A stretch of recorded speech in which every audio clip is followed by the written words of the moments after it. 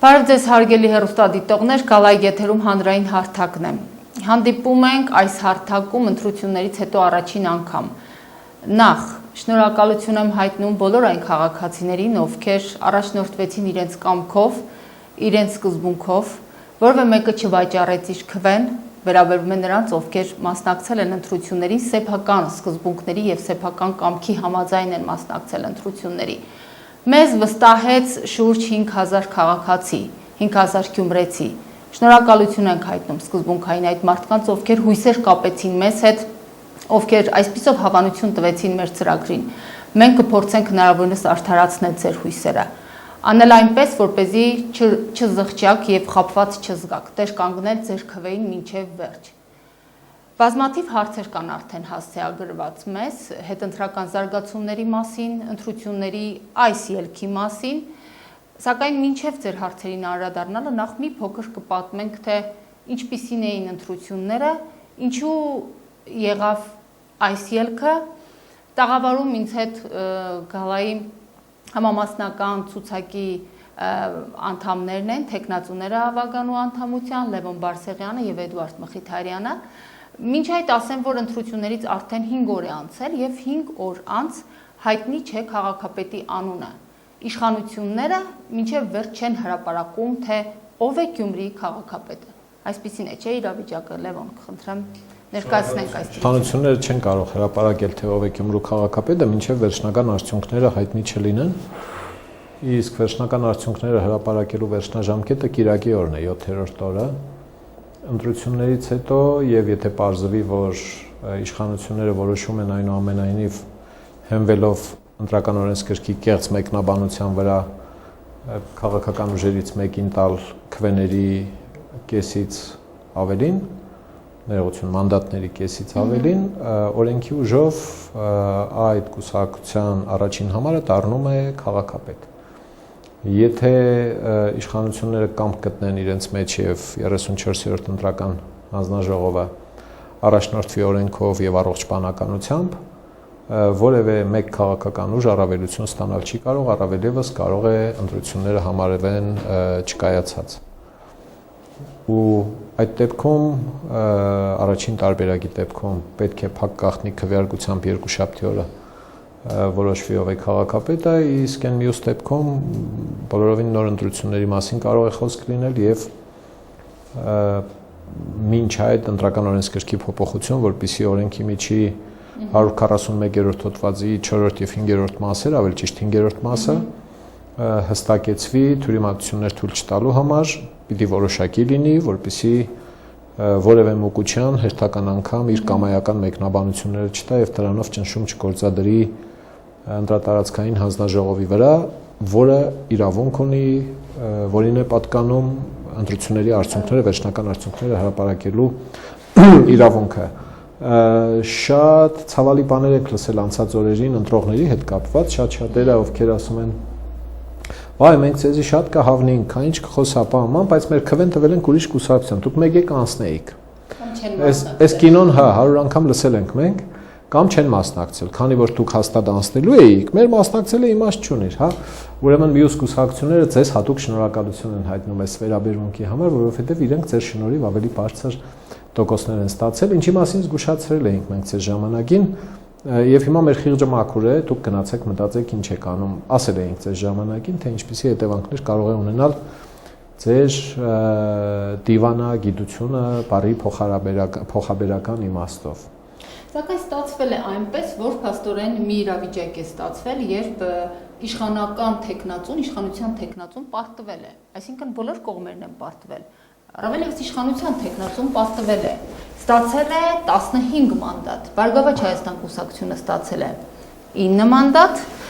5 հայկական վերածնունդ կուսակցությունը եւ 4 մանդատ ստացել է Գալա կուսակցությունը։ Ներողություն, դեռ չեն ստացել, դեռ որևէ մեկը մանդատ չի ստացել։ Այո։ Եթե քվեների ճշգրիտ վերլուծություն է պետք, այսպես բացատրեմ։ Սա շատ կարևոր բան է եւ թվերը կարևոր է, որ բոլորը հասկանան, իմանան ինչն ինչոց է։ Մեր ընտրողների 125,000 հոգուց Պալասանյան դաշինքին քվե է տվել 11.8%, առավելագույնը 12% բնակիչների։ ընտրություններին որևէ կուսակցության օգտին տված բոլոր քվեների հանրագումարից սա մոտ 34-35% էր։ Մյուս կուսակցությունները հասկանալի ավելի քիչ են հավաքել, դասավորությունը գիտեք, հիմա չկրկնեմ։ Հիմա այս է եղել մարդկանց հետաքրքրությունը, երբ մենք հաշվի ենք առնում բացակայող մարդկանց, ովքեր Գյումրիից բացակայ են, բնակչության մոտ 35-40% մասնակցությունը լինում է անհամեմատ բարձր, քան թե այդ 30 քանի տոկոսանոց մասնակցությունն է։ Իսկ վերջնական քվեները գոնե կիրակի օրը մանդատները ըստ քվեների մանդատների պաշխումը պիտի տա 34-րդ ընտրատարածքային հանձնաժողովը։ Հիմա այս է։ Մինչ այդ կենտրոնական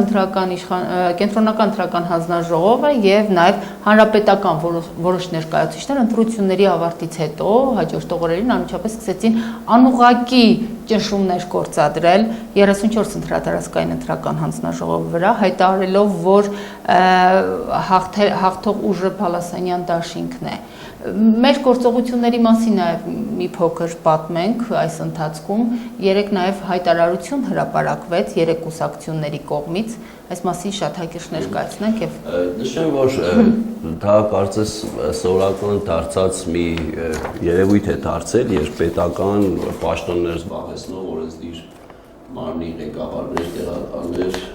նախապես հայտարարություններով են հանդես գալիս, դա անուղղակի ճնշում է, բոլորս լավ հասկանում ենք։ Նման հայտարարությամբ եւ հանդես է եկել Էդուարդ Շարմազանովը եւ հանդես է եկել ՀՀԿ խմբակցության նախագահը Աշոտյանը, Արմեն Աշոտյանը։ Դրա դեմն առնելու կարծում եմ հնարավորություն պետք է ունենա ժողովուրդը։ Նշեմ, որ քաղաքական մեր երեք ուժերի հետ մենք ստորագրել ենք ոչ թե համաձայնագիր կամ ինչպես թյուրիմացաբար շատերը կարծում են կամ ինչ-որ հուշագիր կամ պայմանագիր, այլ սա համատեղ հայտարարություն է, հայտարարություն ուղղված առաջին հերթին անարդարությանը, այսինքն այս հայտարարությամբ մենք փորձում ենք պաշտպանել մեր ընտրողների քվեները, ոչ միայն մեր ընտրողների քվեները, այլ այն ընտրողների, այո, ովքեր ուղղորդված չեն գնացել ընտրության, ովքեր հանրապետական կուսակցության տեխնատուի օգտին ուղղորդված կամ չգիտեմ ինչ միջոցներով չեն գնացել, ում քվեն արդարացիորեն տրված քվե է եւ մենք մեր վրա պարտավորություն ենք զգում այդ քվեի պաշտպանությամբ հանդես գալ եւ այդ հայտարարությունը բխում է հենց այս մեր դիրքորոշումից։ Հարգելի քաղաքացիներ, որպեսզի պարզ լինի, ուրեմն Բալասանյան դաշինքը ստացել է 15 մանդատ։ Սակայն որպեսզի քաղաքապետ նշանակի այս դաշինքը, իրեն անհրաժեշտ էր 17 մանդատ։ Եվ իշխանությունները իրենց հայտարարություններից է բխում այն, որ կամայականորեն փորձում են 15 մանդատը սարքել 17 մանդատ, ավելացնել 2 մանդատ, նվիրել 2 մանդատ։ Յուրաքանչյուր մեկ մանդատը մոտավոր հաշվարկով 1200, ճիշտ եմ, պարոն Բարսեղյան, 1200 քաղաքացու քվե է։ Չէ, 1200 քաղաքացու քվե է։ Այսինքն, եթե իշխանությունները փորձում են նվիրել քաղաքական մեկ ուժին, այստեղ այնքան էլ էական չի, որ ուժին են նվիրում կամ որ ուժից են խլում։ Էականն այն է, որ տեղի ունենում անարդարություն, տեղի ունենում քաղաքացու քվեի գողություն, կողոպուտ է տեղի ունենում այսպես 2400 քվե, փաստորեն տվել են մեկին։ Ակոնքում օրենքի սխալն է, օրենքի մեջ 141-րդ հոդվածի 4-րդ եւ 5-րդ մասերը արմատապես հակասում են իրար։ 4-րդ մասով հստակ սահմանվում է, թե քվեների հիման վրա ինչպես են բաշխվում մանդատները բոլոր մասնակիցներին, այն կուսակցություններին, որոնք հատել են 6%-ի սահմանը, հավաքել են 6-ից ավելի տոկոս քվե եւ 8-ից ավելի տոկոս քվե, եթե դաշինքի մասին է խոսքը։ Հիմա այդպիսիք 4-ն են մեր իրականության մեջ այս ընտրությունների արդյունքում։ Բալասանյան դաշինքը հանրապետականի, Բարգավաճ Հայաստանը, Հայկական վերածնունդը, նախկին օրինացի երկիրը եւ Գալա կուսակցությունը։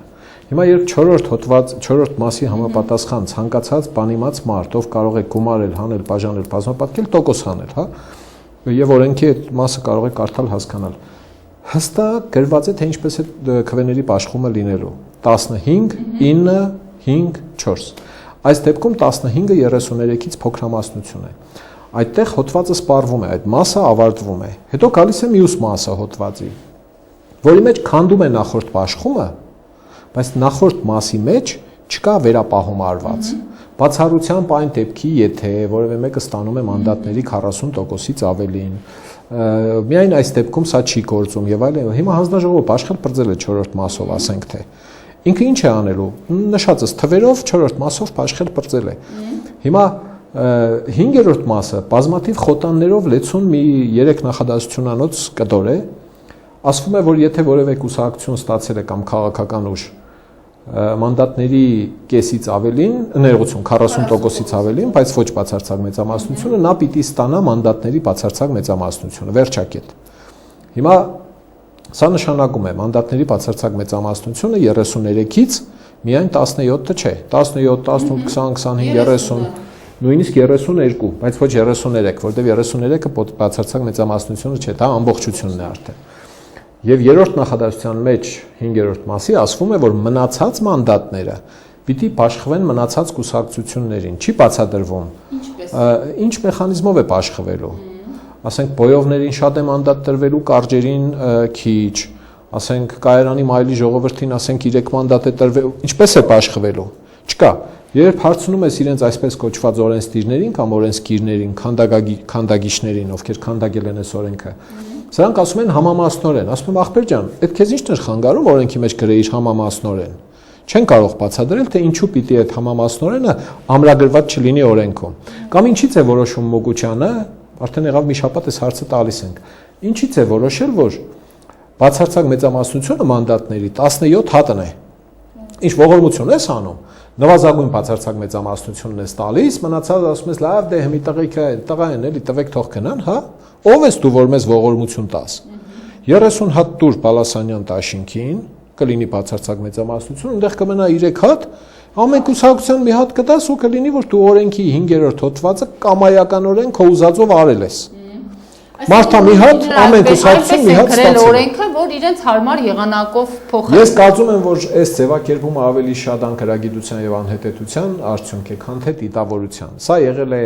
Երևանի չի անցել, որ այս իրադրությունը կառաջանա եւ իսկապես այս ձևակերպումը եղել է Երևանի ավականու ընտրությունների 2009-ի ժամանակ, 2013-ի ժամանակ, հիմա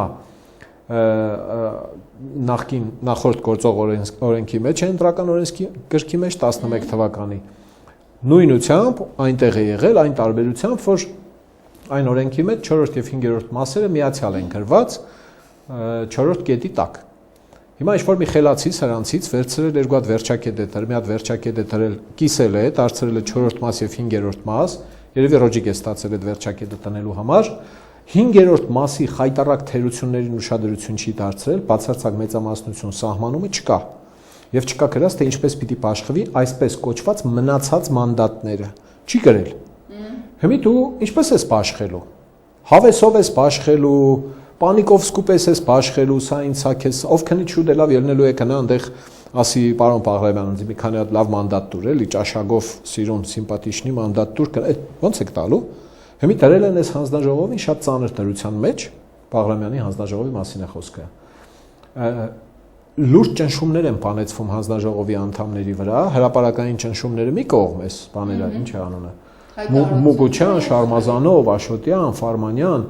խոսքեր են ասում, փորձում են 5-րդ հոդվածը մեկնաբանել, 5-րդ մասը մեկնաբանել այնպես, կարծես թե ուրիշ մասեր չկան այդ անդեր օրենքի մեջ։ Այ ժողովուրդ ջան, 4-րդ մասով բաշխել բրձել են բոլոր հոդվածները։ Հիմա օրենքը կատարողները Մի 5-րդ կետ հետո Մի Պաղրամյանը եւ մյուս 6 անդամները հանձնաժողովի շատ կոնկրետ տնելու են այդ օրենքը վերևից վար կարդալով իջնեն։ 4-րդ մասով բաշխում ավարտում ես վերջակետ է դրած, կրկնում եմ, որևէ վերապահում չկա, որ սա չի գործում այն դեպքում, եթե այնպես։ Հիմա եթե բաշխել ենք, հետո գալիս ես դու դի մեծամասնությունը 10, հասկացանք։ 15 մանդատը 4-րդ մասով բաշխած ստացվում է 45.42%։ Եվ այդպիսի վարիացիաներով։ Ուրեմն դու իրեն պիտի 10 եւս 2 մանդատ, որպեսզի 33-ի միջից նվազագույն մեծամասնություն սահմանվի, առնվազն գոնե 2 մանդատ պիտի տաս։ Որտեղից ես տալու, բացատրի խնդրեմ։ Դու մինչ այդ 4-րդ կետի պահանջը կատարել ես արդեն։ Ումից ես վերցնելու 10։ ու չկա քրածումից ես վերցնելու 10։ Կարող է 2 մանդատն է գալայից վերցնես 10 եւ կլինի որ մնացածը դու աշխել ես ԲՀԿ-ի 9 մանդատ, 5 մանդատ հայկական վերածնունդին, 2 մանդատ էլ գալային, ինչ է պատահել, դա էլ է տարբերակ։ Կամ գալային ընդհանրապես մի մանդատ տվեք, այն մնացածը կիսեք ԲՀԿ-ի եւ բանի միջի, չկա քրած ինչպես է աշխվելու։ Սա շատ կարեւոր հանգամանք է օրենքի անորոշության տեսանկյունից։ Սկզբունքորեն օրենքները պիտի լինեն որոշակի, հստակ։ Ով էլ կարդա, մոլորակի որ ծերում էլ դա կարդա, մարդը պիտի հասկանա հստակ այն, ինչ հասկանում է մեկ ուրիշ կարդացողը։ Սա է որոշակիության սկզբունքը։ Ուրիշ տարընթերցում չպիտի լինի։ Եվ վերջինը, մարդիկ, որ ընտրությանը մասնակցում են, մարդիկ կարդում են օրենքը, հետո որոշում են մասնակցել կամ չմասնակցել։ Ես 150% իմացել եմ, որ Պալասանյան դաշինքը 33-35%-ից ավել չի տանելու։ 1000-ի չափում ու ստուգում եմ արել։ Հասկանում եք, վերջը գալիս սարքվում է մի իրադրություն, երբ 33-34% տարած կուսակցությունը կարողանում է ուրեմն քաղաքապետացու ունենալ։ Քաղաքապետ, այս կռիվը Պալասանյան դաշինքի դեմ չէ, ոչ էլ հանրապետականի դեմ է ընդհանրապես։ Սա կոնկրետ օրենք գրողների մասին է խոսքը։ Ցեխը շաղվել շփցրել եք օրենքի մեջ, հետո բանը, ասում ես, դե ես էսպես եմ մեկնաբանում։ Այ ընկեր, ես էսպես եմ մեկնաբանում, հասկացանք, իշխանությունը ձեռը դե Սասնածառերը փակած են այնտեղ, դուք էլ ինչ ուզեցել արել եք մինչև հիմա, այդ նույն ձևով շարունակելու եք, հետևանքները նայեք ինչ է լինելու։ 17 մանդատ ենթադրենք կստանաք հրաշքով, կճնշեք այդ հանձնաժողովի անդամներին, զանազան սպառնալիքներ կկիրառեք, կշանտաժեք, չգիտեմ ինչ կանեք, այդ մարդիկ ստիպված, ասենք, ցայների մեծամասնությամբ կասեն, հա դե լավ, ճիշտ է, ինչ էր անում, այդ մարդներ, Մուգուչյանն էր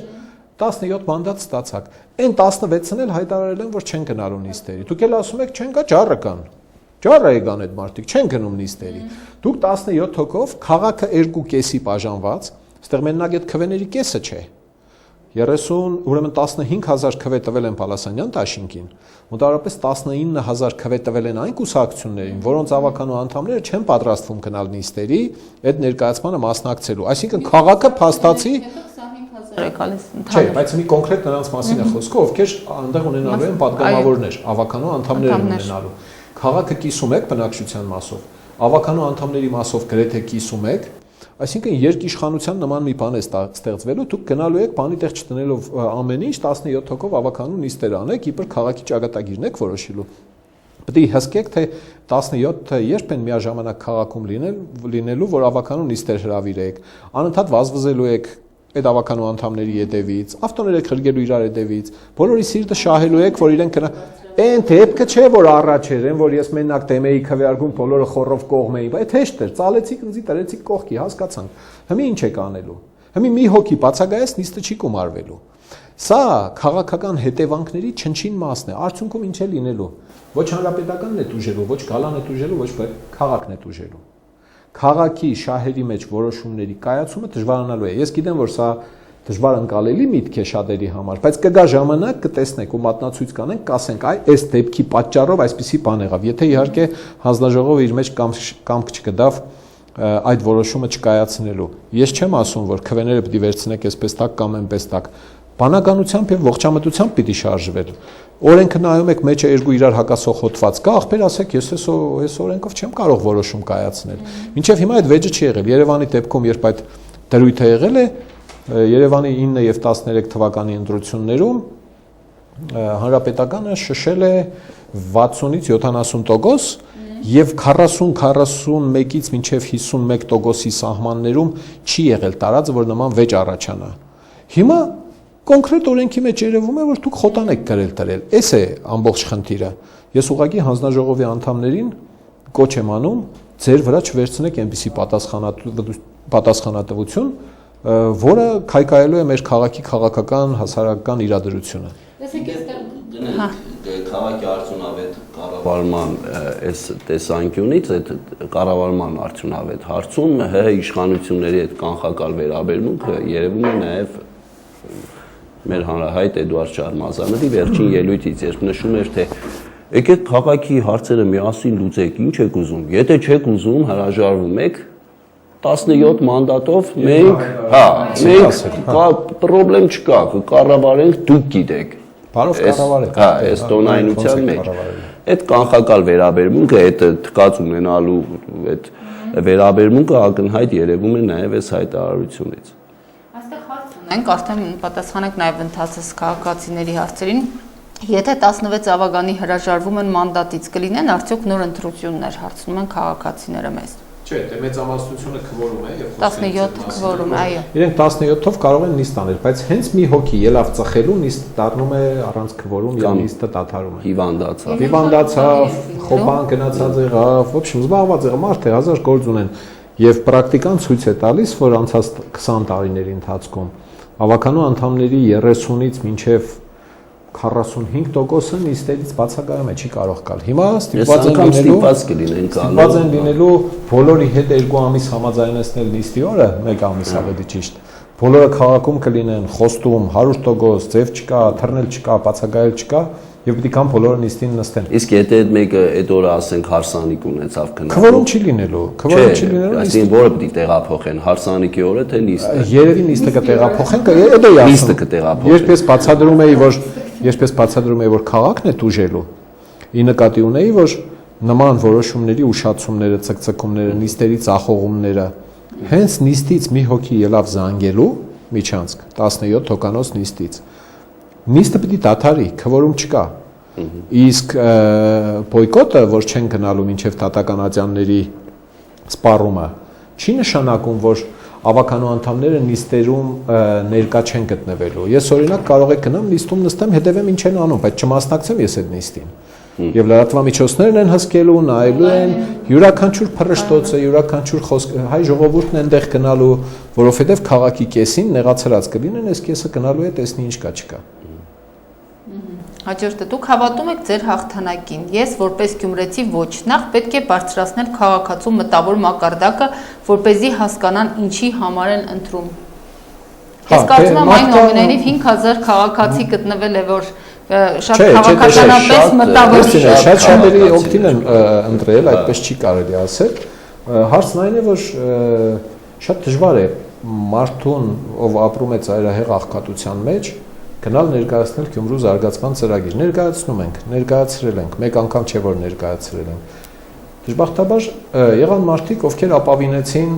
դատարկ խոստումներին, ովքեր ապավինեցին փողին նույնիսկ, ովքեր ապավինեցին տեղական ինչ-որ թաղային հեղինակություն, լավ կեղնի բան։ Հիմա տնագները մտեք հարց ու փորձ արեք, թե ինչ են ընտրել, ում են ընտրել իրենք, հարցրեք, պրոստը զրուցեք, մի լուսաբանեք։ Եվ հարցրեք ինչու են ընտրել։ Մեզ տուն են տալու, ում անունը որ տալիս են, ասում են մեզ հաստատ տուն են տալու, դոմիկից դուրս են գալու։ Որ ասես ծրագիր տեսար, ծրագրի մեջ կար գրած, որ ձեզ տուն են տալու կամ բոլոր անօթևանները։ Միայն մեր ծրագրի մեջ է եղել, թե ինչպես կարելի է 4 տարում ազատել տնագների ժողովրդին այդ չարչարանքներից։ Մյուսների ծրագրում ես դա չեմ տեսել, գուցե ինչ-որ բան վրիպել եմ, հա, բայց լիքը մարդ որոշեցին, որ հա դե եկավ ասեց հորս արև լավ կեղնի, դե ես էլ հավատացի, լավ եք արել, եկուց գնանք իրանցից կուզեք։ Ամենայն դեպս միակ ուժն են եղել քաղաքական, որը ամբողջությամբ մանրամասնորեն ներկայացրել է նախընտրական ծրագիրը ու նաև անօթևանության հետ կապված չեմ կարծում, որ որևէ մեկը նման այդպես մանրակրկտորեն ներկայացրած լինի, իսկ մենք ներկայացրել էինք այդ ծրագիրը եւ ցավոք առայժմ չենք կարող այդ մեր ծրագիրը իրագործել։ Մենք չենք կարող անել բաներ, որը չենք կարող անել։ Հիմա ինչ էր պետք, ասել ենք,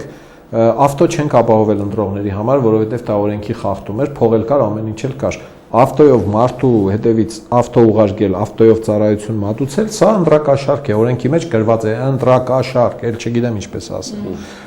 Ուղիղ փող չենք բաժանել, վարչական ռեսուրս չունեինք, որ չարաշահեինք, երբեմն մեղադրում են, ասում են հեռուստաեթերն եք շատ օգտագործել, օրենքին հակասող բան չէ սա։ Եթե օրենքի մեջ կա խախտում, այդ մարդիկ, ովքեր մտածում են այդպես, կարող են դիմել կարգավորող մարմիններին։ Իրենց եւս հատկացված է եղել, այնպես չի, որ մենակ մենք ենք օգտագործել, բոլոր ուժերին առաջարկ եղել է, ովքեր դիմել են, մերժում չեն ստացել, այնպես որ իրենք էլ սա ամբողջ քաղաքի սյուներն են օգտագործել։ Անցիա աշենք ուրիշ ինչ կա, ընտրակաշարք ուզող կա։ Պատրաստվում Մուկուչյանին տատի տալ, ուրեմն մի ամբողջ ժողովուրդ չի կարող, հա, մի քանի հոգու վրա, մի ամբողջ քաղաք, ով է ասել մեր ցայները տալ ուրիշին, ով է իմ տեղը որոշել։ Մոգուչյանը, քանի որ ինձ շատ հարազատ մարդ է, ես շուշուտ անեկդոտներ եմ պատմում իրենց գրասենյակի հետ կապված, ասեմ, Մոգուչյանը ամենից առաջ պիտի իրեն թույլ չտար մեկնաբանել օրենքի հակասությունները Բաղրամյան 26-ի հանրապետականի օգտին։ Թույլ տվեց իրեն։ Սրանով նաև թույլ տվեց իրեն ճնշում բանեցնել, սա հրապարակային ճնշում է։ Երբ որ քեզ ենթական հանձնաժողովի նախագահը Կիրակի օրը ներողություն, հանձնաժողովը դեռ պիտի որոշում կայացնի, չի կայացրել։ Գլխավոր որոշումը Էդուարդ Բաղրամյանի հանձնաժողովի կայացնելիք որոշումն է։ Մինչև այդ որոշումը կայացնելը իր վերադասը իրավունք չուներ նման հայտարարություններ եւ կեղծ մեկնաբանություններ տալ օրենքին։ Սա ընտրական օրենսգրքի 141-րդ հոդվածի կեղծ մեկնաբանություն է ազգային ժողովի դահլիճում հարցազրույցների մեջ եւ այլն, իրավունք չուներ նման բան անելու։ Իրավական ակտ Մոգուչյանը չի կայացրել եւ չի կայացնելու այս գործում։ Իրավական ակտը եւ քաղաքական պատասխանատվությունը ընկնում է 34-րդ ընտրատարածքային հանձնաժողովի վրա, որը ունի 7 անդամ, 7-ն էլ գյումրեցի են, եւ եթե անօրինական բան որոշեն օրենքի միջի հակասությունները մեկնաբանել մեկն ու մեկի օգտին, պատասխանատվությունը իրենց վիզն է։ Դատական հետևանքներ լինելու են։ Մոգուչյանը կուզենա խառնվել, կա տեղ, թող խառնվի, տեսնենք ով կտուժի դրանից, չի կարողանալու խառնվել։ Կարող է որպես վկա կանչեն, ասեն ինչ-որ բացադրություն դուր դատարանում, հա, եւ եթե ես լինեի, քիչ առաջ էլ ասացի հանձնաժողովի անդամ, ես ուղղակի օրենքի մեջ երկու խիստ հակասող դրույթներ եմ տեսել, դրանց մասին խոսեցի, դե ասեմ ախպեր ջան, ես ձեռնպահ եմ քվեարկում, ես չեմ գալիս, ես ձեր մասխարին չեմ մասնակցում, ուղղակի դա արժանապատիվ լուծում է։ Եթե հանկարծ որևէ մեկի օգտին որոշում կայացրեցին այս հակասության մեջ, թեպետ ես համարում եմ, որ 4-րդ մասը արդար, հստակ, մաքուր գրված է։ 5-րդ մասը ցեխ է։ Ուրիշ բառ չեմ գտնում ես, փոխաբերական մի շաբաթ եմ մտածում եմ, ցեխը շաղվել, ճպցրել են օրենքի մեջ, հա, դե հիմի դրանով էլ մեկնաբանում են իրենց։ Պատասխանատվությունը ընկնում է Էդուարդ Բաղրամյանի կնգնի եւ հանձնաժողովի այն անդամների վրա, ովքեր կողմ կքվեարկեն Մոգուչյանի ուզածով որոշում կայացնելու օգտին։ Պայքարի չմոռանանք նշել, որ պայքարի մյուս եղանակներից մեկը այն է, որ եւ դա նշված է նաեւ հայտարարության մեջ, որ 3 քաղաքական ուժեր, ովքեր ստորագրել են այդ հայտարարությունը, օգտագործելու են եւ հայաստանյան դատական ատյանները եւ ելնելով այն հանգամանքից, որ դատական ատյանները մեր հանրապետական գիտենք ինչ վստահության պաշարում են, նաեւ շարունակելու ենք նաև միջազգային դատական բոլոր ատյաններում եւ մեր արդարության հասնելու, մեր բնակչության քվեն պաշտպանելու, նրա ազատ կամ արտահայտման իրավունքը պաշտպանելու համար մենք դիմելու ենք բոլոր օրինական հնարավոր բոլոր միջոցներին, բողոքի։ Այստեղ քաղաքացին ուղղակի չգիտեմ, երևի հումորով են իրազեկում, Բալասանյանը 2 տակառ գարեջուր է խոստացել Մուկուչյանին, Լևոնին հարցրեք, Ռուզան տատը հարցնում է հույս կա արդյոք Լևոն։ Ինչի հույս։ Երևի արդարության վերականգնման քվեների։ Հա, դե որ հույս չլինի, մարդիկ չեն ապրի, մարդիկ չեն մնա այստեղ, կորոշեն ուրիշ տեղ իրենց բախտը որոնել, ովքեր մնացել են այդ հույսը ունեն կարծ։ Ես ճիշտն ասած մեկ-մեկ ինձ բռնում եմ այն մտքի վրա, որ եթե այս իշխանությունները այսքան վատը չլինեին, ես վաղուց արտագաղթել էի, ճիշտն ասած։ Ուրիշները ուրիշ դարդից են արտագաղթում, հա։ Ես չէ, դե շատ վիրավորական է, երբ երկիրը քեզնից զավթում են, օրենքները զավթում են, նխշում ներգում են, կաշառում են, առնում են, ծախում են, ոտների տակից հողը քաշում են, ստիպում են արտագաղթել, դե ես զայրանում եմ այդ ժամանակ, ասում չէ, ձեր ինադու ստեղ եմ ես, եւ եթե շատ խելոք լինեին երկիրը կարգի կապա համար, արդեն չենք մտածի ոչ արտագաղթելու մասին, ոչ էլ ներգաղթելու, կգանք երբ ուզենանք։ Հիմա ուրիշ է, սրանց ինադու պիտի ապրել եւ հաղթել, բարդ բան է, գիտեք, ես կոչ չեմ անում, չեմ էլ մեղադրում գնացողներին։ Քանի կանք հույսը կա ըստ երևույթին, էլի։ Հույսը այնքան շոշափելի բան չէ, ինձ թվում է, հարկավոր է կամք ավելի շատ, քան թե հույս։ Զոռ է պետք, զոռի եւ ուժի դեմ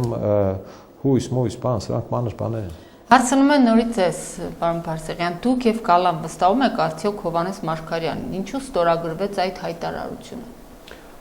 Հայտարարության հետ կապված շատ են հարցնում, այսօր ահագին հարցազրույցներ են արել։ Ուրեմն կոնկրետ այս վեճի հետ կապված մանդատների պաշտպանման վեճի մասին է խոսքը։ Այս 3 քաղաքական ուժերը, որոնց վերաբերվում է մանդատների պաշտպանման վեճը, անմիջականորեն է վերաբերվում։ Եվ մեր բոլոր ընտրողներին մոտ 19000 հոգու։ Նաև եթե հաշվի առնենք, որ մենք կամա-ակամա կրում ենք նաև ավականի չանցնելի քաղաքական ուժերի օգտին տրված քվեների պատասխանատվությունը, այդ պատասխանատվությունը կիսում է նաև իհարկե Պալասանյան դաշինքը։ Կոնկրետ կարծիքի են հանգել այս 3 քաղաքական ուժերը եւ այդ կարծիքը եղել է ընդհանրական։ Եթե որևէ տեղ այդ կարծիքը շեղվեր, ասենք երկուսը կարող էին մի հայտարարություն անել, երրորդը ուրիշ հայտարարություն անել, բայց հիմա կոնկրետ այս խնդիրը հուզել մտահոգել է 3-ին, 3-ն են ստորագրել։ 3 խոսք եղավ կարծեմ այն մասին, որ հնարավոր է ուրիշ քաղաքական ուժեր էլ իրենց մտահոգությունը հայտարարեն։ Այս մասով համաձայնություն է եղել եւ հայտարարությունը եղել է այս մասով։ Ուրիշ բան կհարցնեք, ասենք թե մարտի 1-ին զինված ուժեր հանել խաղաղ ցուցարարների դեմ։ Ես իմ կարծիքը ունեմ, Կալան իր կարծիքը վաղուց արտահայտել է, ուրիշները, օրինաց Երգիրը, Հովանես Մարգարյանը կամ մյուս կուսակցությունները իրենց կարծիքն ունեն։ Համաձայն չենք եւ համաձայն չենք։ Սա ոչ ամուսնություն է նշանակում, ինչպես եղել է ժամանակին մի քանի կուսակցությունների կամ քաղաքական գործիչների միջև քաղաքական ամուսնության մասին է խոսքը, բարեբախտաբար։ Ոչ կոալիցիա է նշանակում, սա կոալիցիոն համաձայնություն չէ։ Սա կոնկրետ այս խնդրի շուրջ գուցե գուցե ուրիշ բաներ լինեն։ 3 բան է հայտարարվել, խնդիրներն են նշվել եւ 3 բան է հայտարարվել, որ եթե հանկարծ 34 ընտրատարածքային հանձնաժողովը Մուկուչյանի ճնշման տակ Շարմազանովի, Աշոտյանի թելադրանքով փաստորեն հրապարակային թելադրանք է եղել։ Եթե քտիցակ ունենային, ցեն չպետք է հանային իրենք, էլի, հա, գուցե գաղտնիքը թելադրեին։ Հրապարակային ճնշում է եղել հանձնաժողովի վրա։ Եթե հանկարծ հանձնաժողովը որոշի առաջնորդվել օրենքի ոչ թե հստակ գրած հոդվածի մասով, այլ շատ ճենջոտ 5-րդ մասով, այս 3 քաղաքական ուժերը հայտարարել են 3, որ իրենք դիմելու են դատական ատյաններին։ Կարգը, սցենարը մոտավորապես այս է, օրենքով։ Վարչական դատարան, հետո սահմանադրական դատարան։ Կարող է սպառվել, կարող է խնդիրը լուծվել, կարող է չլուծվել։ Եվ մինչև դատական ատյանների սպառումը այս 3 քաղաքական ուժերը մանդատ չեն վերցնում, չեն գնում նստում ավականու նիստերին չեն մասնակցում, բարով խերով վայելեք, առանց հեգնանքի եմ ասում։ Գնացեք 17%, միաձայն ջան ասեք, ջան լսեք, ղուրբան եղեք իրար, քաղաքին ղուրբան եղեք, ինչքան ուժերդ կպատի։ Էս է։ Ուրիշ բան եկուց մյուս օր խնդիրը կլուծվի կամ չի լուծվի, դատական ատյանները կսպառեն։ Այս հայտարարության մեջ նշվում է, որ կլինի լրացուցիչ հայտարարություն, թե այս քաղաքական ուժերը ինչ են անում։ Գուցե ամեն մեկը իր ճամփով կգնա, գուցե երկուսը իրար հետ ինչ-որ բան, գուցե 3-ը իրար հետ ինչ-որ բան կանեն։ Հիմա կարևորը թույլ չտալ, որ վաղը չէ մյուս օրը այդ ապօրինությունը հանկարծ տեղի ունենա, ինչ թելադրում է պարոն Մուկուչյանը, որը ամոթել է, երկար տարիներ դատավոր է աշխատել ու հիմա օրենքի անկատարությունը, թերակատարությունը, նույնիսկ հակասականությունը մեկնաբանում է կողմերից մեկի օգտին։ Արդար լուծումը մոտավորապես հետևյալն է։ Ընտրությունները համարվում են չկայացած, նոր ընտրություն է նշանակվում, մինչ այդ օրենքի այդ անհեթեթ հատվածները վերամշակվում են, բերվում են խելքի։ Սրա հավանականությունը չնչին է, որտեղ Սերժիկ Սարգսյանին իր կլանը եւ իր քաղաքական վարքը իմանալով ինքը պատրաստ չէ արդարության, լուրջ եմ ասում։ Բայց որպես սցենար նշում ենք մենք սա։ Հանձնաժողովը պիտի ձեռնպահ մնա անօրինական որոշում կայացնելու։ Բայ ինչ, եթե Ժողովուրդ ջան, օրենքի մեջ գրել են ծխելը կարելի է, մյուս հոդվածի մեջ գրած է ծխել չի կարելի։ Հիմի ծխող մարդու են բերել ներս, հանձնաժողովին ասում են դադի էս մարդուն։ Հանձնաժողովը պիտի մտածի, էս մարդուն հիմի ծխելու համար պիտի ասենք ապրես, գնա, որտեղ ծխելը կարելի էր։ Թե պիտի դու գանենք, ասենք ծխելը չէր կարելի։ Հիմա եթե դուք լինեք հանձնաժողովի անդամները, պիտի բացեք նայեք այդ թղթերը, ասեք, այ մարդ համեն է գրած, ինչ անենք։ Չենք դադում մենք, վերցրեք այս թուղթը, ես էլ դատավոր չեմ։ Հանձնաժողովը խելացի կլինի, այդ օրը նիստ չան այդքան բան, կամ բացակայի, կամ ձեռնպահ քվեարկեք, ախպեր։ Մի կայացրեք կեղծ որոշում, էս է, ուժերդ կպատի, արեք, չի պատի, մենք ցես կիմանանք, դուք մեզ, մենք իրար լավ գիտենք։ Հարցի տրամաբանության մեջ հենց նոր հարց ստացանք, թե ինչ պայքարի միջոցներ կան, եթե միանում են 3 կուսակցություն, կան արդյոք երաշխիքներ, որ հետագայում նրանցից որևէ մեկը չի միանա հանրապետականին։ Ոչ մի երաշխիք մենք կարող ենք տալ, այո, այն մի սցենարը, որ հանկարծ վերցնի հանձնաժողովը եւ առաջնորդվի 4-րդ մասի մեկնաբանությամբ մանդատները բաշխի 15, 9, 5, 4։ Այս մի սցենարի դեպքում կարող է Պալասանյան դաշինքը դատի տալ վիճարկել վերաքննի վարչական դատարան, հետո սահմանադրական, պարոն Պալասանյանը նման փորձ ունի, հիշում ենք մենք, շատ լավ հիշում ենք, եւ կարող է այդ առաջին քվեարկության համար երկուշաբթի ասենք քաղաքական իմաստով էլ շատ շահագրգիռ պիտի ունենա շահել գոնե 2 քվե, 2 մանդատի տիրոջ համակրանք, որպեսզի փակ գաղտնի քվեարկության ժամանակ 17 քվե ստանա եւ դառնա քաղաքապետ, ասենք թե։ Բայց սա շատ տխուր սցենար է, որովհետեւ իրենց համար, որովհետեւ հանձնաժողովը եթե նման որոշում կայացնի, կարելի է համարել բեկումնային որոշում։ Իսկ այդ բեկումը միշտ կոտրում է եւ սկսում է այդ նոտարապես այն է, որ գունդը կլորելով հանում է սարի կագաթը, մի բոլորն էլ կռահում են, որ հակառակ ուղղությամբ պետք է կլորվի արդեն, էլի, որպես կանոն։ Սա իրենց համար անցանկալի է եւ Սերժ Սարգսյանը կաշվից դուրս կգա, որ հանկարծ այս հանձնաժողովի անդամներից որևէ մեկը նիստից չբացակայի եւ բոլորը գնան ու կողմ քվեարկեն Մուկուչյանի նկարած կամ Շարմազանովի քանդակած այդ պատկերին։ Իսկ հրապարակային բանավեճից Մուկուչյանը ականավոր օրենսդիրներ Հրայր Թովմասյանը եւ երևելի մեծանուն ինչ է անունը Դավիթ Հարությունյանը ոչ մի հրապարակային ուղիղ բանավեճի չեն գնում, կան նստենք, վիճենք, ապացուցեն։ Չի կարողանալու ապացուցել, որ բացարձակ մեծամասնությունը մանդատների միայն 17-ն է։ Չես կարող ապացուցել։ Եվ պիտի բացատրես ինչու 17 եւ ոչ թե 18, բացատրի այդ հարցին պատասխան տուր։ Կարող է ինձ ավելի ցերնդու է որ 18 տաս կամ 30 տաս, գուցե ինձ էլ է ցերնդու։ Ինչից ես որոշել, որ բացարձակ մեծամասնությունը 17-ն է։ Ինչու ես ասում 17։ Ինչպես ես բաշխելու մնացած մանդատները։ Հրայր Թովմասյանը այն օրը մեկին ասել էր համամասնորեն, ասում ենք բաց 5-րդ մասի մեջ նայի գրած է մնացած մանդատները։ Ինչին համամասնորեն։ Ինչին ունեցած փողին համամասնորեն։ Ինչին զարդերին համամասնորեն, աչքերի գույնին համամասնորեն, հավաքած քվեներին համամասնորեն, որտեղ է գրած։ Անկամ համամասնորեն բառը բացակայում, բայց այստեղ քաղաքացու հարցը այլ էր, թե կան երաշխիքներ, որ այդ քաղաքական ուժերից որևէ մեկ, այսինքն չի հեռանա իր սկզբունքներից, սա էր հիմնականում, հարգելի քաղաքացիներ, կոնկրետ մենք այս պահին իրավասու ենք գալայի պահով ասել, գալայի մասով ասել, որ մենք ասել ենք եւ սկզբունքային ենք մինչեւ վերջ եւ հիմնական նպատակ այստեղ ի պաշտպանություն քաղաքացու քվեի այստեղ այնքան էլ ես ասացի եւս մեկ անգամ կրկնել այնքան էլ էական չէ թե ումից են վերցնում եթե հանրապետական կուսակցությունից էլ քվեներ խլեին ենթադրենք սա նույնպես քաղաքացու իրավունքի ոտնահարում կլներ որովհետեւ քաղաքացին գնացել ասենք եւ ձայնը տվել ենթադրենք հանրապետական կուսակցությանը եթե քաղաքացին ընտրել է այդ կուսակցությանը ուրեմն պարտավոր են այդ ձայները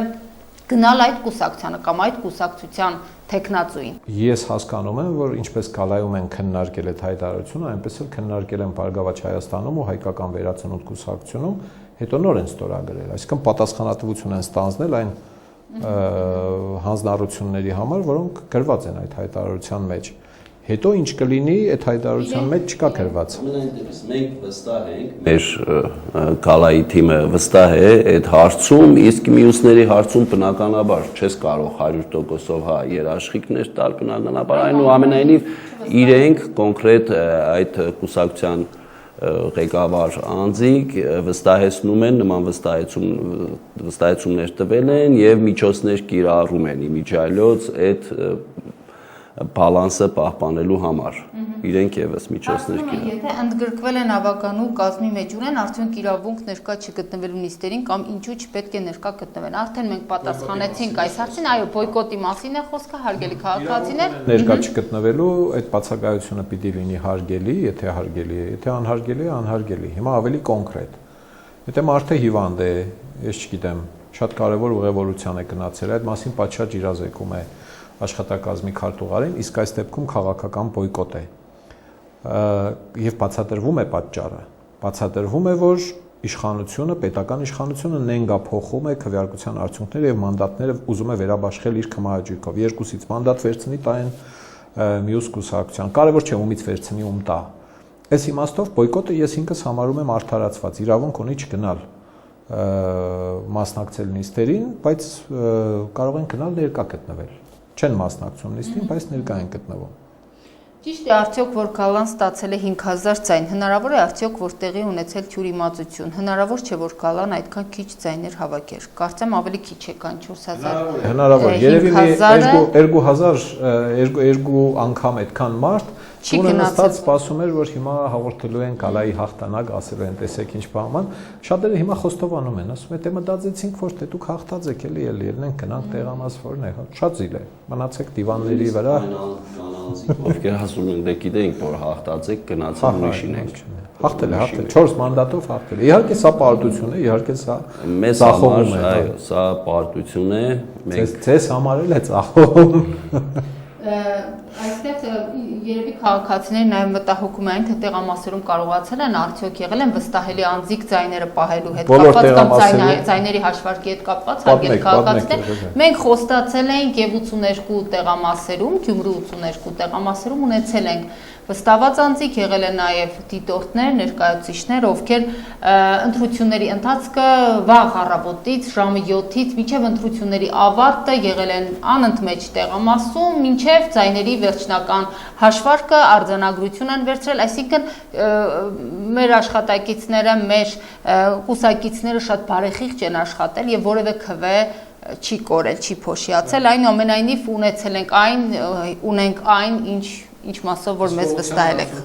Բաներ հիշեցի պատմեմ։ Այդ հսկողության արդյունքում իհարկե բոլորը հավաքել են բոլոր տեղամասերից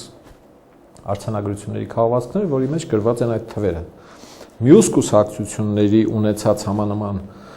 փաստաթղթերից մերոնց ունեցած փաստաթղթերը որոշ չափով տարբերվում են։ Այդ փաստաթղթերի մի մասը թափթփված է։ Դե հանձնաժողովն է լրացնում, վստահված անձիկ չեն լրացնում։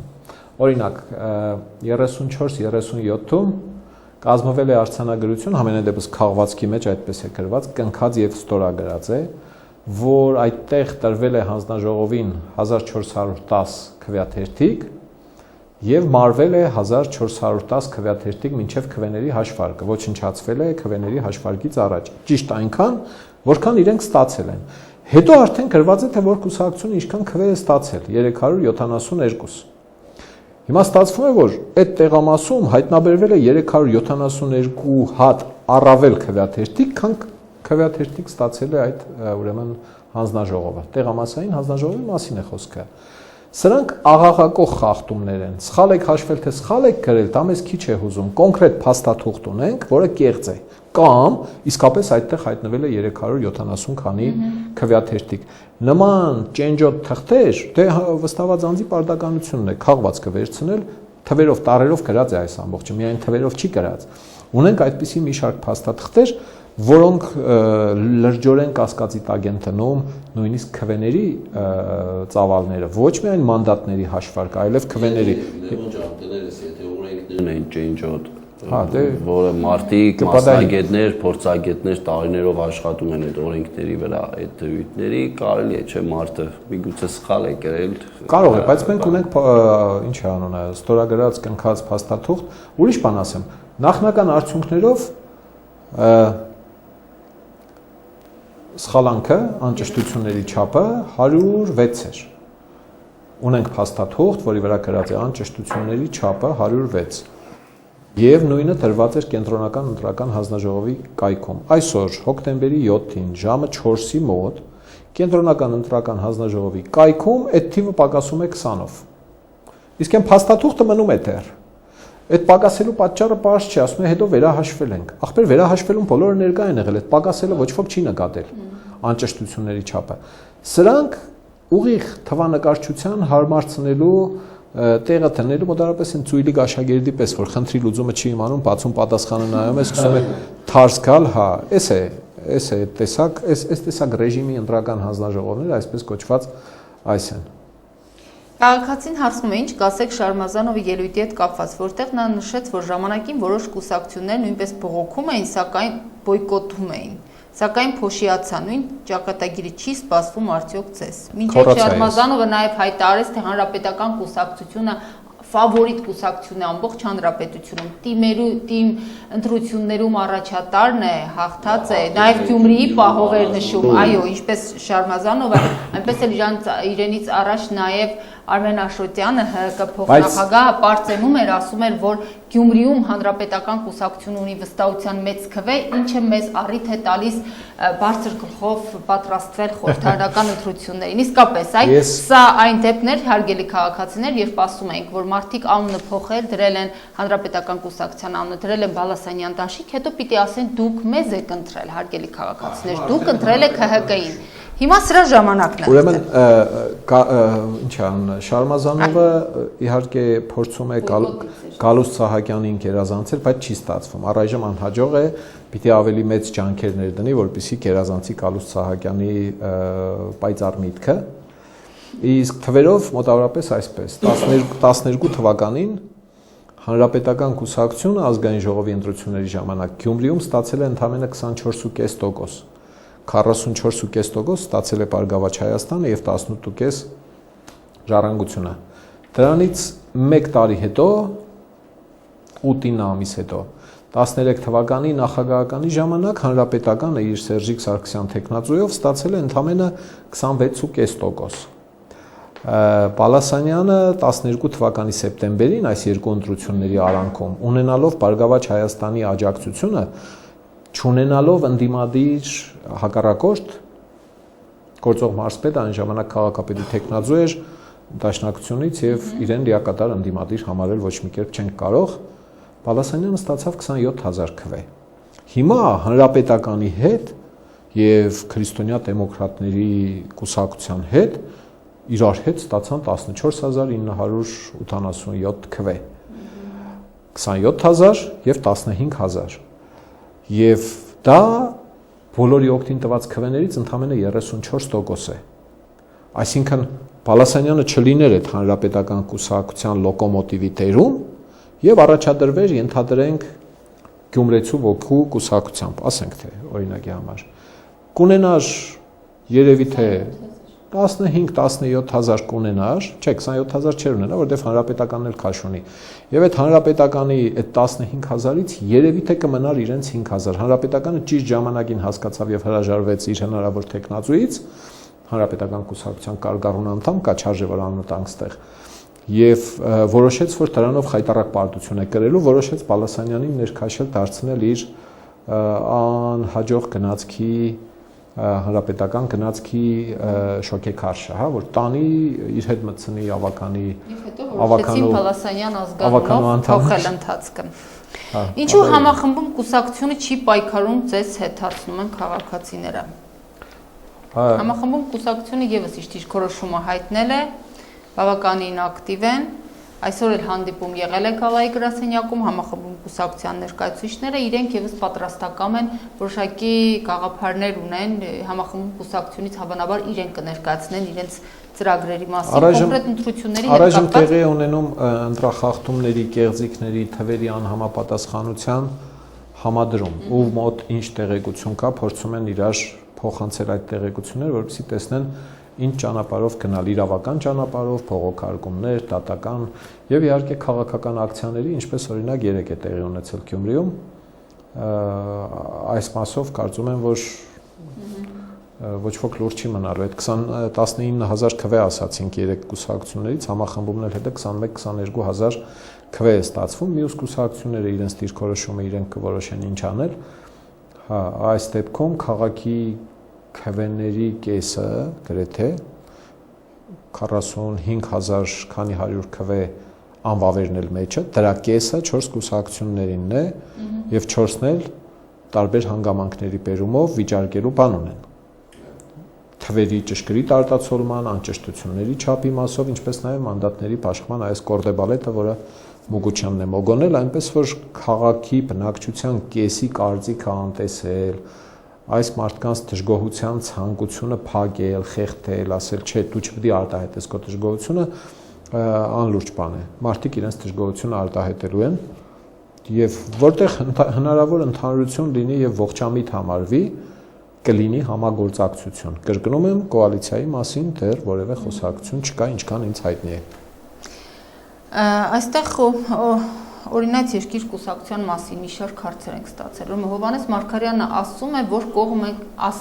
որ Հովհաննես Մարգարյանը կողմ է քվեարկելու ԿԸՀ նախագահի տեխնացությանը։ Երեկվա արժե քվեարկությանն է։ Կարծեմ ինքը չի մասնակցել այդ։ Եթե չեմ սա, բայց չի խանգարի, որ մի օր հրավիրեք իրեն, ինքը հարցերին պատասխան։ Այնտեղ ասում է հանձնաժողովում կան անդամներ, որոնց վստահում է սա նորմալ է ձեզ համար։ Ի վերջո 3 ԿԸՀ նախագահի տեխնացուի քվեարկությունը տեղի ունեցավ ազգային ժողովում եւ վերընտրվեց Մուկուչյանը։ Հետաքրքրվել եք տեղյակ եք ինչպես է քվեարկել օրինաց երկիր կուսակցությունը։ Դե պատմեք։ Այստեղ հասնում են նաեւ ինչու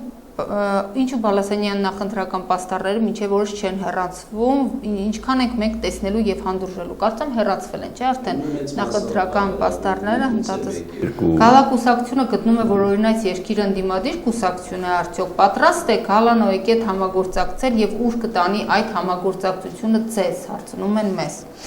Արգելի հեռուստադիտողներ, ասեմ, որ այն կուսակցությունը, որը ներկայումս չունի իշխանության լծակներ, քաղաքական իմաստով զուտ ընդդիմություն, այսինքն եթե օրինաց երկիր կուսակցությունը ներկայիս հայկական վերածնունդ կուսակցության մասն է, եթե չունի նախարարներ, կառավարությունում չունի պորտֆելներ, նշանակում է ինքը քաղաքական իմաստով համարվում է ընդդիմություն։ Այլ բան է, թե դուք որպես քաղաքացիներ վստահում եք այդ կուսակցությանը, թե չեք վստահում, մեր մասով ես ասացի, որ Գալակուսակցությունը եւ հայկական վերածնունդ կուսակցությունը տվյալ պահին, տվյալ հայտարարության տակ ստորագրել են եւ համատեղ հայտարարություն են ընդունել զուտ Հայաստանի Հանրապետության Գյումրեցու քվեի պաշտպանության համար։ Համագործակցությունը սրան է վերաբերում։ Այո, նշենք, որ պարզ ասենք, որ Գալան պատրաստ է ցանկացած ու բնականաբար ոչ իշխանության ներկայացուցիչներին պատրաստ է բոլորի իրավունքների պաշտպանության, բոլոր այն հարցերում, որը վերաբերում է այդ ուժի,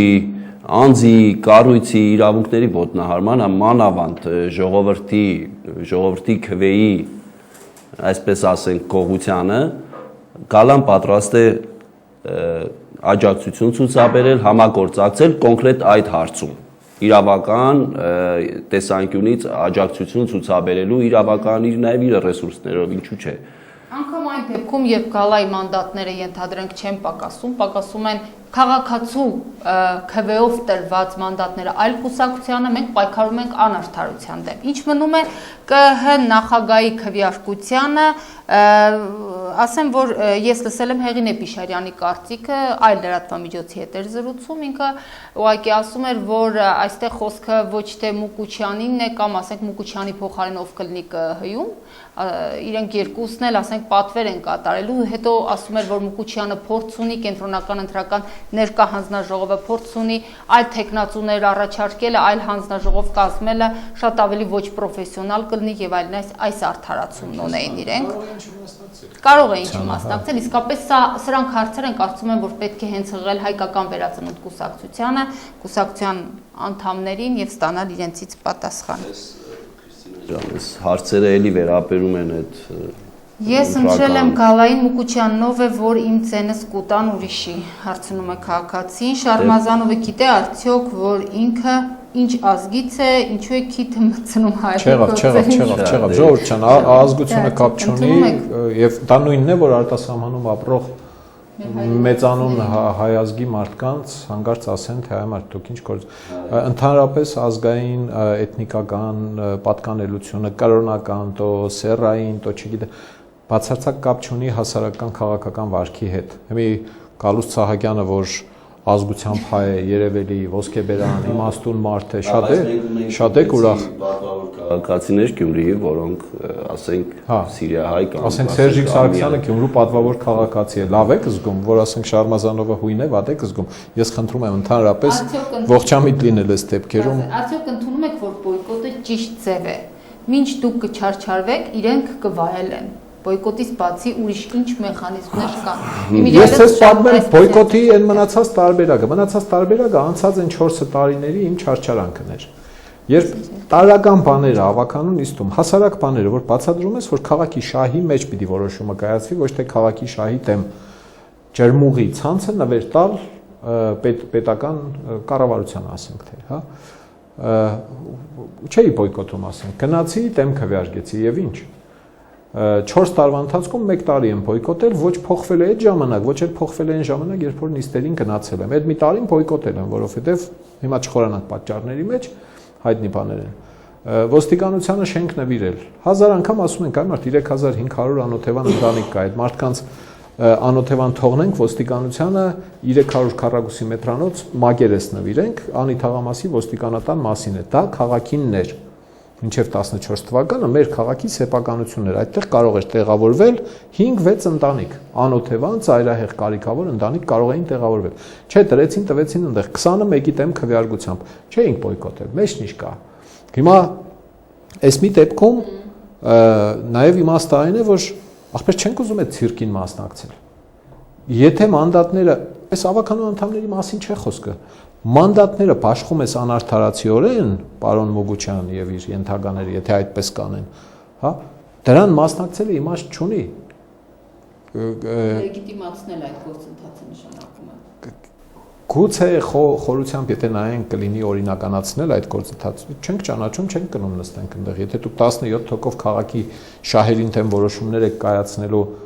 գնանք այնտեղ ինչ անենք, ավելի լավ է 17%-ով ջան ասեք, ջան լսեք էլի։ Ես կարծիքն ունեմ։ Վայելեք, հա, բարով այ։ Հա, Կարծում եմ, հա։ Տեսնենք։ Այսինչ երկրում ենք մենք ապրում, ոնց կարող են իրենք իրենց որոշեն ստիպեն ժողովրդին համակերպվել այդ որոշմանը։ Ավելի պետար բաներ են եղել, իհարկե պիտի ճանանք, որ թույլ չտանք դա, եւ զանազան գործիքներ էլ կան, որոնց մասին դեռ չենք խոսում, բայց իրենք իրենց թույլ են տվել ցուցարար գնդակահարել մարտի 1-ին, քաղաքական բանդարկյաններով վերցել բան, այդ նոր իմացակ էս անարդարությունների մասին, ընտրությունների արդյունք կեղծելու մասին, կային։ Հիմստեղ կոնկրետ շանս կար, կռիվանել, փորձել, բայց թե մարդիկ որոշեցին, որ արեք մնանք տանը, հետևենք նայենք ինչ է լինում, զահլա չկա։ Այստեղ մի հետաքրքիր հարց կա կամ առաջարկ։ Հնարավոր է, որ Լևոն Բարսեղյանը իր մանդատը տա Նազարեթյանին, պրոֆեսոր Մարտը մի քանի անգամ նա արդեն մասնակցում է եւ չի անցնում։ Իմ շատ հարգելի մարդկանցից է, կարելի ասել մասնագիտական իմաստով նաեւ ուսուցիչ է երկրաֆիզիկայի իմաստով։ Ցավոք, ազգային ժողովի ընտրություններում 99 թվականից սկսած մարդիկ ընտրողները չգնահատեցին պարոն Նազարեթյանի կարողությունները, գիտելիքները եւ փորձը, ամեն անգամ ավելի բարձր տասեցին կաշառքը, փողը, վարչական ռեսուրսը, վախեցնելը, էսա այնը, հիմա ստացվեց այսպես։ Ցավոք փոխանցել հնարավոր չէ, այս օրենքով նախատեսված չէ, եւ ես դեռ ընդհանրապես մտածում եմ իմաստ ունի մանդատը պահել թե ոչ, ես հասկանում եմ, որ սա գնահատական է տվել են մարդիկ բան, բայց եթե պարզվի, որ հնարավոր չէ այնտեղ ինչ-որ բան անել, ինչ-որ բան փոխել, ավելի լավ է գնալ, զբաղվել խոս պահելով։ Անասնապահություն։ Ուղղակի բան։ Բայց չեն կարող։ Ես քանի հետևում եմ ընտրություններին, այնքան National Geographic-ը ինձ համար հետաքրքիր է դառնում։ Այդ հաղորդումներն ավելի շատ եմ նայում, քան ուրիշ հաղորդումներ։ Վատ է, գուցե լավ է, չգիտեմ։ Չի կարելի 20 տարի շարունակ մարդկանց բացատրել, որ դուք ձեր քվեի տերն եղեք, մեկ էլ գալիս է քվեարկության օրը, ասում եմ մենք ձեզ շատ էինք հավանում, գիտեք, ուշքերս գնում, բայց գնացինք, էս ինչին տվեցինք։ Մեր մորքուրի տաղոն կորզիտ չեն հանել դրա համար, մեկ է դուք կնդրվեիք, այլ ինչքան բացատրենք, լավ, կյանքերս անցավ բացատրելով, 20 տարի բացատրում ենք, չէ, դե լավ է, այս պատին, այս ծեպոնն էլ լավ է, յոլա գնացեք։ Հենց հարց կունենաք գնացեք նրա դուռը ում քվեարկել եք ժողովուրդ։ 4 տարի առաջ եմ նույն բաները պատմել ու էլի ներվերս տեղի էր տալիս, ասում էի լավ դե, եկեք լսեմ։ Գալիս էին մոտս մեկ է պատմում են, այդ բոլոր պատմողները նախ ասում են, որ ինձ են քվեարկել իրանց ընտանիքով։ Գումարում էինք, ստացվում էր 20000 քվե 4 տարում։ Վերջում հետո եթե էինք գնում նայում էինք, որ չէ, ես 1333 քվե եմ ստացել այն անգամ։ Այ ժողովուրդ ջան, ում որ քվեարկել եք, գնացեք իրանց դուռը, էլ չգիտեմ ոնց ասեմ, էլի։ Մեզ մեկ րոպե մնաց, աստղերն ասում են, որ ձեզ մինչև ընտրությունները ասում է հայտարարել եք, որ Խոսրով Հարությունյանն ասել է, երբ ընտրակաշառք բաժանվի, նա պատասխան է տալիս։ Ինչու Խոսրով Հարությունյանը մինչև հիմա պատասխան չի տալիս։ Ես նման բան չեմ ասել, Խոսրով Հարությունյանի մամուլի խոսնակը չեմ եղել։ Մի երկու անգամ անունը հիշատակել եմ որպես հանրապետականի հետ դաշինք կազմած կուսակցության նախագահ։ Այդ է ինձ Դերման պոպուլիստական հայտարարություններ եւ Խոսրով ինքը ասած կլինի եւ կարծում եմ հանրապետական մյուս գործիչները ասած կլինեն։ Վերջին անգամ շփվել եմ Խոսրով Հարությունյանի հետ 92 թվականին, երբ Գյումրուկ չէ, վարչապետ է։ Գյումրուկ քաղաքային խորհուրդը որոշեց քաղաքի խնդիրները լուծելու պահանջով գնալ Երևան եւ հանդիպել վարչապետին։ 1 թե 2 ավտոբուս Գյումրու քաղաքխորհրդի անդամներ 141 թե 147 հոգի էին, լավ չեմ հիշում։ Ես լրագրող էի։ Մարդիկ որոշեցին գնալ հանդիպել, գնացին, կառավարական տանը հանդիպեցին, պահանջները ներկայացրեցին, վիճեցին, զրուցեցին, չեմ հիշում։ Դերերս մեր ռեժիսորները հուշում են, որ Խոսրով Հարությունյանի համար ժամանակ չմնաց։ Ընդհանրապես ժամանակ արդեն մեր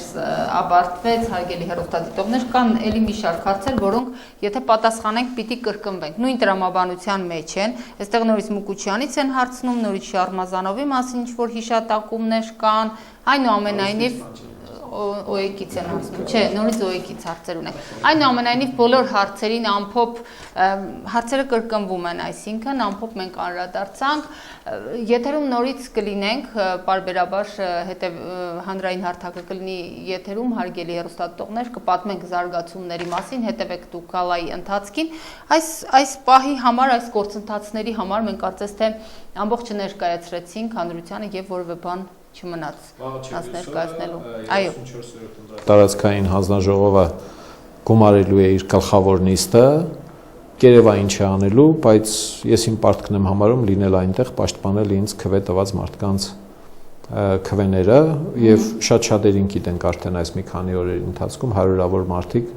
գուցե ավել կլինեն, կուզենան գալ այնտեղ եւ հսկել այդ process-ը, հասկանալ իրենց քվեները որոշել է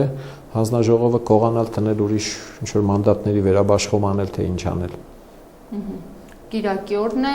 ժամը դեռ պարզ չէ, հայտնի չէ։ Պարոն Բաղրամյանից կիմանանք, կասենք։ Շնորհակալ ենք հարգելի հեռուստադիտողներ, հանրային հարթակներ, այսօրվա համար այս կանաց, տեսություն։